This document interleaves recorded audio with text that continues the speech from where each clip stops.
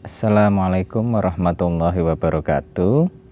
Ketemu lagi dengan saya, suara saya dan gambar saya. Kali ini saya nggak ditemani sama Mbah Gito, jadi saya sendirian.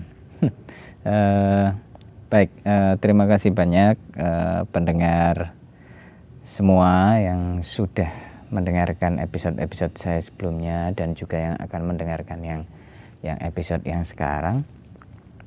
Kali ini saya sampai di huruf G lagi dan jatuh ke gambar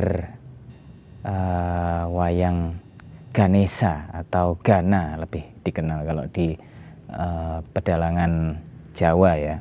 Kalau di luar Jawa mungkin saya nggak tahu, mungkin menggunakan nama Ganesha atau Gana juga, saya kurang tahu.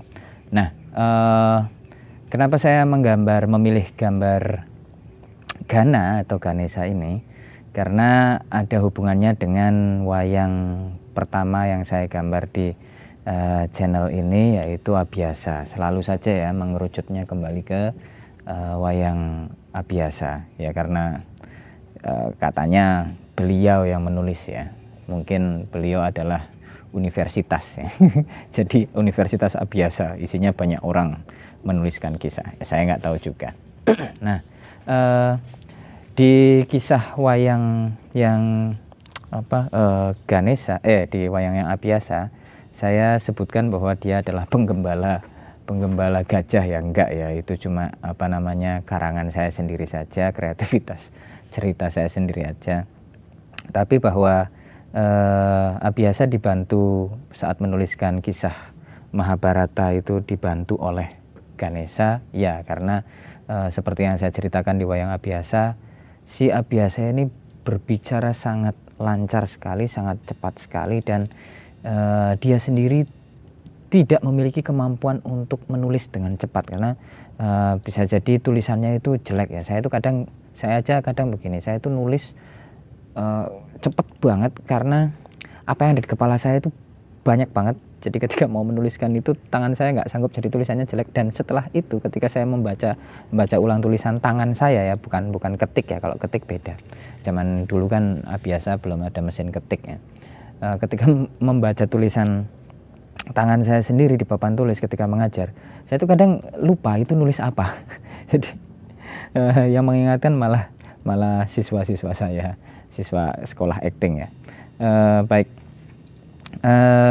Ini kalau misalnya terlalu panjang akan sama sistemnya, akan sama seperti yang episode penculikan Erawati itu. Saya akan bagi menjadi beberapa bagian ya, jadi bisa menonton per bagian. Nah,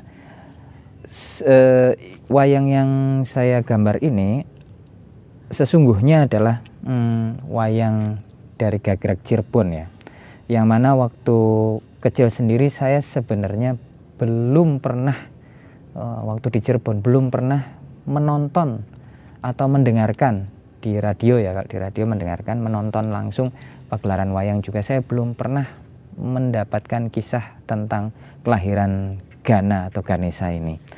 Bahkan waktu kecil saya, sampai saya berumur ya, saya SMA ya, kemudian saya kan kuliah di Jogja setelah itu.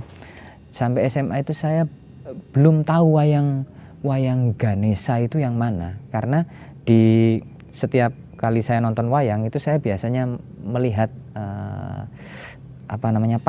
panjak itu ya pengerawit, atau biasanya di situ biasanya sih ada asisten dalang itu memasang wayangnya ketika panggung atau tarubnya sudah dipasang, gamelan sudah masuk, itu terus wayang ditata. Nah, saya biasanya nonton wayang-wayang dikeluarkan dari kotak. Ketika melihat wayang-wayang dikeluarkan dari kotak itu, saya menemui ada, kalau nggak salah ingat saya, itu ada 3 wayang yang disimping, yang wujudnya kepalanya gajah.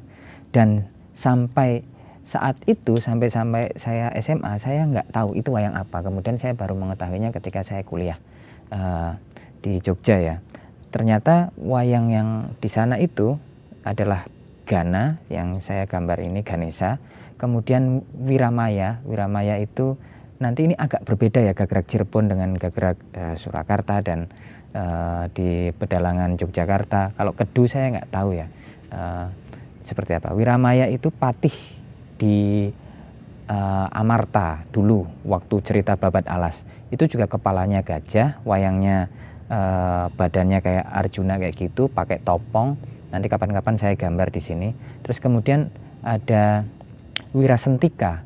Itu Wirasentika wayangnya gagah gitu dan kepalanya gajah. Pakai topong juga seperti Adipati Karna. Tapi dedeknya wayangnya kayak hampir badannya kayak Jayadrata, kayak Gatotkaca seperti itu, tapi kepalanya gajah. Nah, kemudian satu itu Gana. Nah, saya baru mengetahuinya saat kuliah. Oh, ternyata itu adalah wayang Ganesha atau Gana Wiramaya yang saya tidak menemukannya di sini di Jogja ya. Karena ada Jin Dananjaya dan kemudian ada Jin siapa satunya? Nanti saya cari deh. Dandu Wacana atau siapa? Saya lupa. Nanti saya akan kulik lagi. Saya agak lupa. Nah, yang saya gambar ini adalah Gagrak Cirebon. Maaf ya kalau misalnya ada yang pemerhati wayang Cirebon atau pemerhati wayang yang kemudian melihatnya agak berbeda ya. Maklum saya ya nggak pinter-pinter banget gambarnya, atau mungkin ada perbedaan. Oh, itu bukan wayang Gana mas gitu misalnya. Silahkan tulis di kolom komentar kalau misalnya ada yang mengetahui. Tapi setahu saya wayang Ganesha ini adalah yang sedang saya gambar ini. Baik, tak udut dulu ya, ini kopi saya masih panas. Jadi kalau nggak ada Mbah Gito itu ya nggak bisa gantian ya, saya nyerocos sendiri. Nah. Baik, kemudian cerita tentang kelahiran Ganesha itu saya tidak menemukannya di sumber-sumber yang nonton dan mendengarkan. Tapi waktu saya SMA, saya lupa itu komiknya siapa, R.A. Kosasi atau siapa. Saya pernah dapat dari guru bahasa Sunda saya, guru bahasa Indonesia saya dikasih Bu Ratna. Waktu SMP kok SMA, SMP saya dikasih satu bendel komik wayang ya. Itu komik legend banget dan kisahnya itu dari zamannya Sri Mahapunggung dan seterusnya, wayang-wayang lama itu, wayang-wayang tua, ceritanya begitu. Dan ada satu cerita tentang itu sekilas saya lupa, dan parahnya komik itu waktu saya bawa ke Jogja, saya taruh di parkiran kos-kosan saya. Waktu itu saya masih ngekos.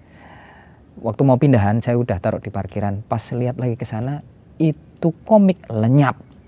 Itu kan maaf kurang ajar banget ya mas. Itu harta karun saya, itu bahan saya, dan ya keteledoran saya juga sih, saya taruh sembarangan ya di parkiran. Cuma sekelentapan gitu saya masuk, kemudian lihat lagi udah nggak ada. Bersama dengan buku-buku saya yang lainnya yang saya beli dengan recehan. Baik, saya lanjutkan. Nah, saya masih ingat itu sedikit ya, bahwa jadi ada bidadari namanya Gagar Mayang. Gagar Mayang itu disukai oleh seorang raja namanya Nila Rudraka. Suka sama dia, tapi ya tentu saja itu tidak direstui oleh dewa-dewa. Kemudian karena cintanya tidak direstui, lamarannya tidak digubris oleh dewa-dewa, dia ngamuk ke kedewatan, ke Kayangan, dan ingin menghancurkan istana dewa-dewa di Jonggring Saloka sana. Nah, waktu itu waktu penyerangan itu terjadi, dewa-dewa bingung karena dewa-dewa itu kalah ya oleh pasukan dari Nila Rudraka ini, kalah, dan akhirnya Narada memutuskan untuk kalau begini caranya kita harus memanggil Betara Guru. Ternyata Betara Guru waktu itu lagi tidur di Gunung Mahameru, lagi bubuk siang, dan nggak ada yang berani membangunkan Betara Guru. Akhirnya diundi, jatuhlah tugas untuk membangunkan Betara Guru, karena bagi para dewa-dewa itu bertarung melawan musuh itu jauh lebih ringan daripada membangunkan Betara Guru yang lagi bubuk siang ya. Itu lebih mengerikan, karena salah-salah kalau misalnya bangun kena marah dikutuk, nah itu lebih repot. Ternyata jatuhlah undian itu ke Kamajaya. Kamajaya bingung, panik. Waduh, kok tugasku yang suruh bangunin Betara Guru gitu.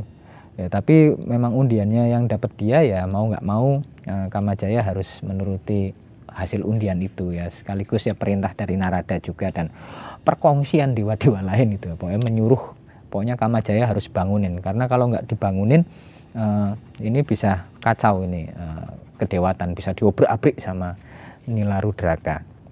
Lagi pula kata Narada, dari sekian wayang dewa itu yang ganteng itu, yang bagus itu cuman kamu Kamajaya. Jadi kalau misalnya ada salah-salah gitu, misalnya pas Betara Guru marah diganggu bubuk siangnya karena lihat kamu ganteng, kamu bagus, kamu sopan, itu mungkin marahnya akan diredam.